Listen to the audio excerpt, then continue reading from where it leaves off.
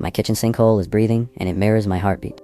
What do? I think my apartment is growing something that isn't supposed to be here. I'm posting this because I need proof it's not just me. I work as a maintenance engineer, so I know houses.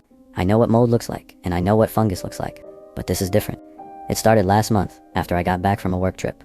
There was a tiny damp spot the size of a quarter under the kitchen sink. I wiped it with bleach. It came back by morning, darker and slightly greasy. That was the first unsettling detail I ignored. I figured the seal was bad. I tried patching the drywall, but the spot resisted paint. It was warm to the touch and slightly slick, like cold animal fat. The growth wasn't spreading outwards. It was getting thicker.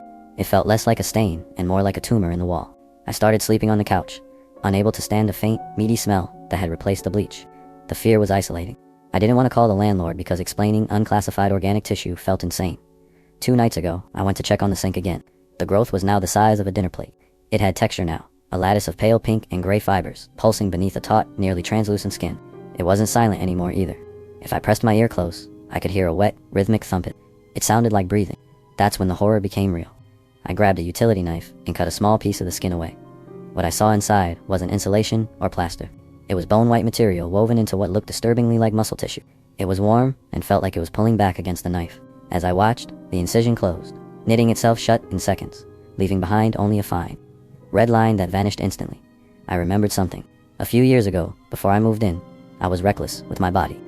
I used to joke about how tough my immune system was. I even donated blood constantly because I felt so indestructible. Now I realize that arrogance, that casual disregard for my own boundaries, might have left the door open. Maybe the building isn't just growing something, maybe it's holding something. I gave it. I ran to the bathroom mirror and looked at my arm. At the thin, silvery scars from where I cut myself doing repairs over the years. They weren't scars. They were fine, shimmering silver lines woven into my skin, perfectly mirroring the wire I saw wrapping the wall tissue. I looked back at the kitchen. The fleshy growth was definitely bigger. And for the first time, I noticed the rhythmic thumpus was perfectly synchronized with my own heartbeat. I don't know who is winning this tenancy battle, but I'm afraid I'm being evicted from my own skin.